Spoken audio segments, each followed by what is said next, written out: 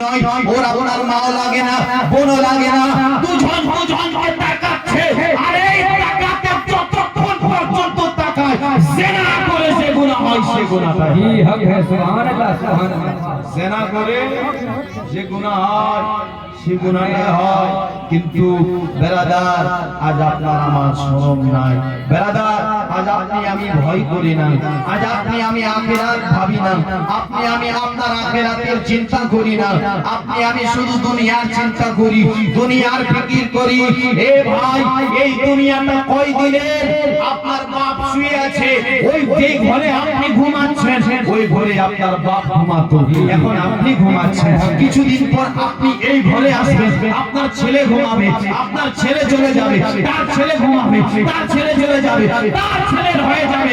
মানে দুনিয়ার জমি, দুনিয়ার দৌলত, দুনিয়ার টাকা, দুনিয়ার সোনা চাঁদি হীরা মুক্তা যত কিছু আছে দুনিয়াতেই থাকবে, সঙ্গে যেটা যাবে সেটা নেক আমল। সুবহানাল্লাহ। তাছাড়া কিছু যাবে, তাছাড়া কিছু যাবে না। যেটা যাবে না সেটাকে আপন করছি, আর যেটা যাবে সেটা না। অনেক গুনাহ করেছেন ভাই, মাসটাও পেয়েছেন, এই সাধারণ মাস নয়। যে মাসটা এসেছে শাবান মাস, যে এই মাসের মধ্যে একটি রাত আছে বেরাদার, যেটাকে বলে শবে বারাত। জোরে বলুন সুবহানাল্লাহ সুবহানাল্লাহ। মাগফিরাতের রাত, নাজাতের রাত, গুনাহ মাফের রাত। বেরাদার বন্ধুগণ ভাই, এই রাতটা যদি পেয়ে থাকে, আগামী আপনার ফেব্রুয়ারির 3 তারিখে যে রাতটা আছে নাকি হলো, ওই রাতটি যদি পেয়ে থাকেন, ওই রাতটি থাকা পর্যন্ত যদি বেঁচে থাকেন, আল্লাহর কাছে মাফ চেয়ে নিন, আপনি তওবা করে নিন, আপনি আপনার বেরাদার আল্লাহকে রাজি করে নিন, আল্লাহকে আপন করে নিন। কেন ওই রাতের মধ্যে আল্লাহ বড় বড় পাপীকেও মাফ করে দেয়, বড় বড় পাপীকেও মাফ করে দেয়, বড় বড় গুনাহগারকে মাফ করে দেয়। মুসলমান ভাই, ওই রাতটি সাধারণ রাত নয় বেরাদার। আল্লাহ তাবারক ওয়া তাআলা ওই রাতের মধ্যে মানুষের রিজিক লিখে দেয়। ওই শবে বারাত আপনার রাত্রি থেকে সামনে আপনার যেই শবে বারাতটা আসবে 1 বছর পর, এই শবে বারাত থেকে ওই শবে বারাত পর্যন্ত কোনটা মানুষের কত রিজিক আপনার আল্লাহ দেবে, ওই রাত্রি লিখে দেয়। ওই রাত্রিতে লিখে দেয়, ওই রাত্রির মধ্যে লেখা হয় কোনটা মানুষের মৃত্যু হবে, ওই রাত্রিতে লিখে দেওয়া হয়। কোনটা মানুষ আপনার বেরাদার গরীব হবে, ওই রাত্রিতে লিখে দেয়। কোনটা মানুষ আপনার বাবাজি বন্ধুগণ ফকির হবে, ওই রাত্রিতে লিখে দেয়। কোনটা বাদশা আপনার গরীব হবে লেখানো হয়, আর কোনটা ফকির বাদশা হবে ওই রাত্রিতে লেখা হয়।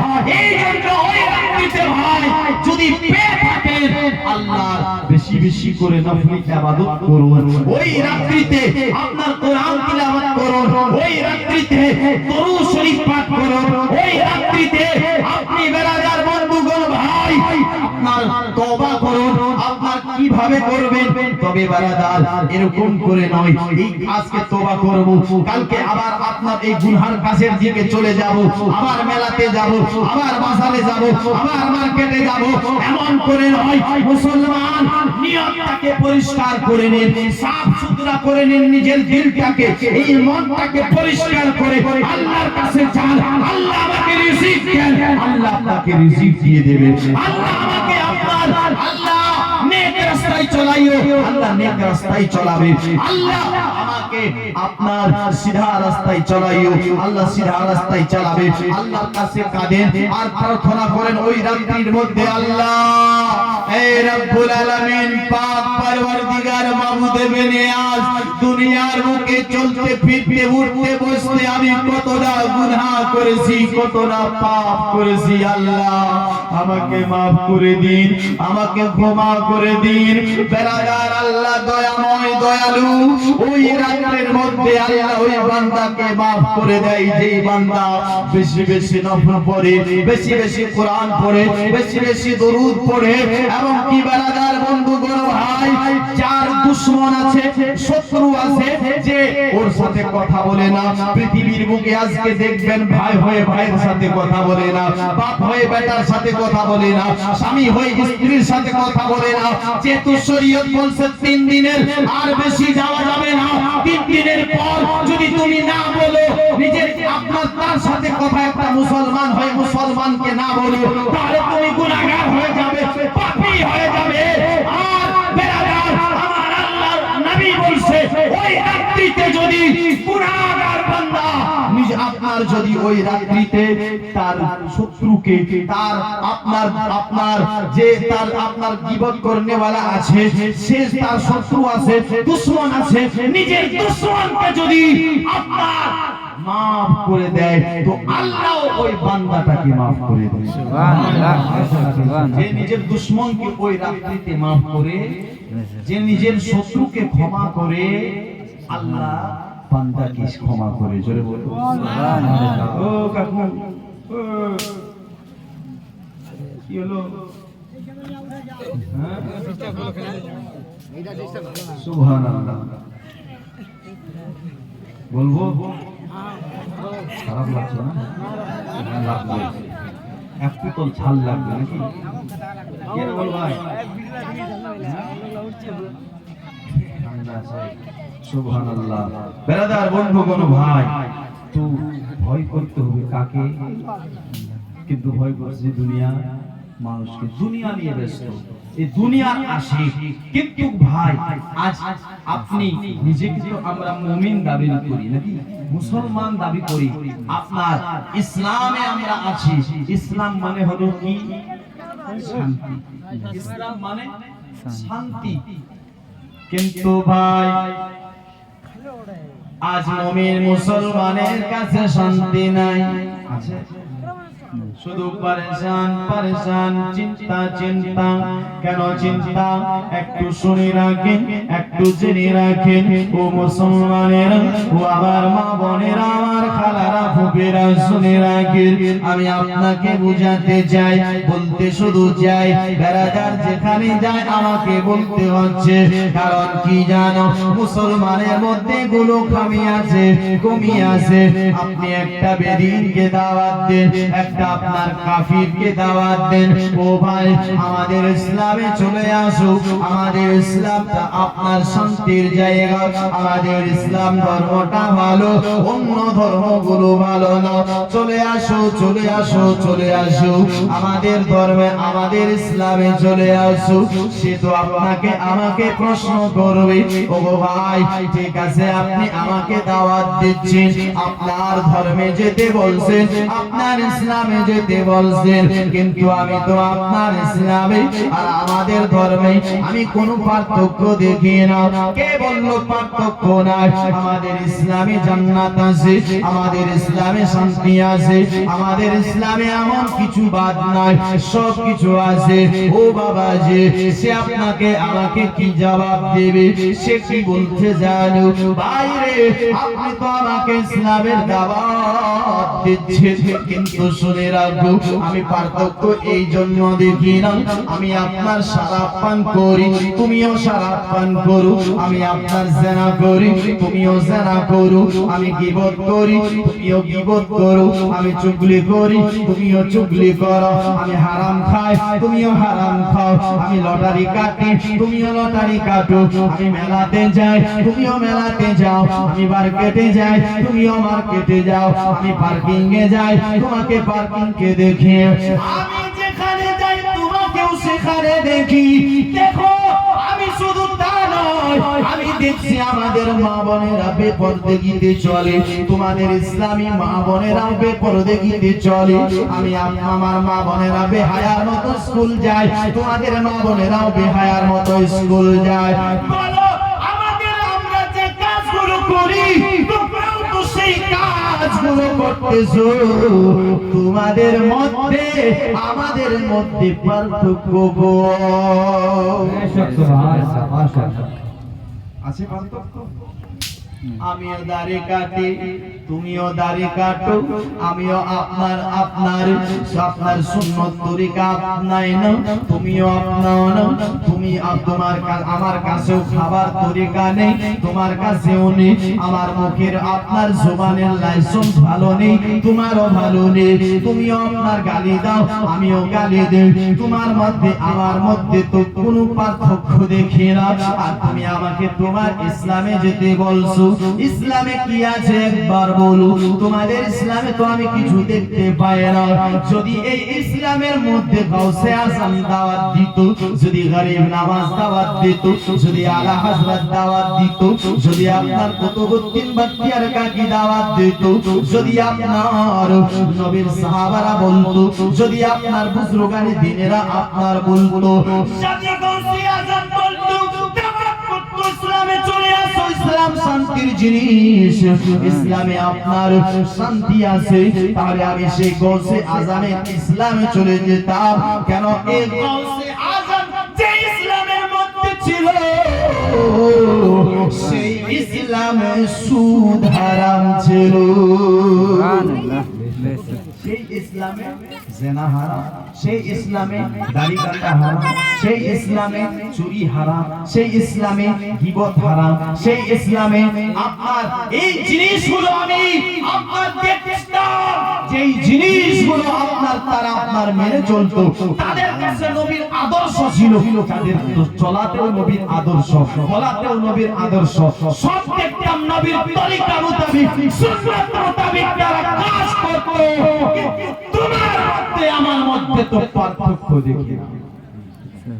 আছে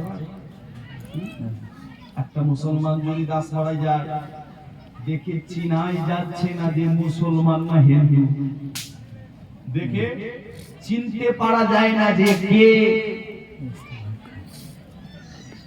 কার ছেলে।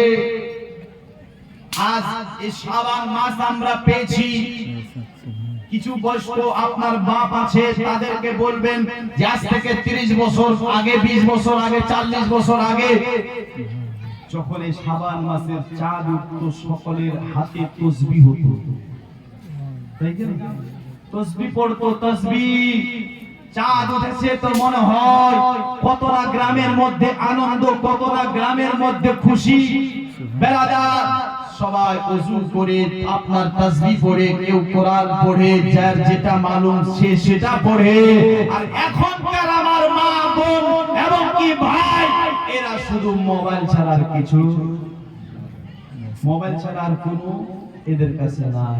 একটু যদি সময় পায় তো মোবাইলটা চালায়, ফ্রি ফায়ারে খট খট খট খট করে কাকে যে কি করে।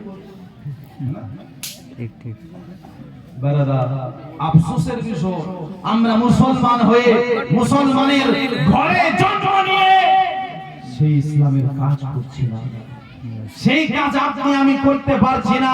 আজ আপনি আমি বলছি বিপদ এসেছে, মুসিবত এসেছে, এগুলো মুসিবত নয়, এগুলো আল্লাহর গজব।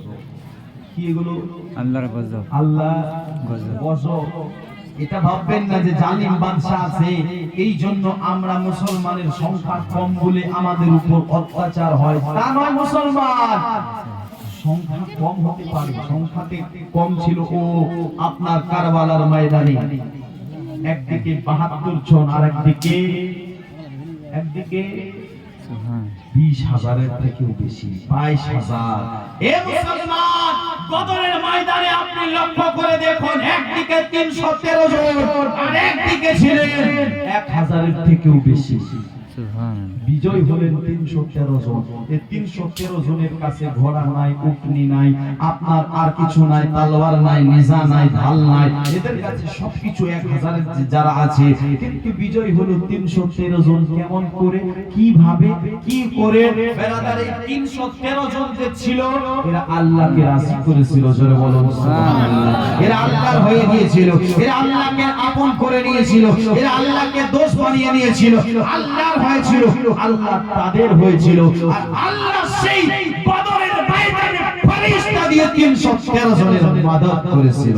সুবহানাল্লাহ, জোরে বলুন সুবহান আল্লাহু আকবার, আল্লাহু আকবার। ইয়া রাসূলুল্লাহ জিন্দাবাদ। জিন্দাবাদ 313 জনের কি করেছিল? মাদাত করেছিল। কিন্তু আজ আপনার আমার কাছে কি আছে?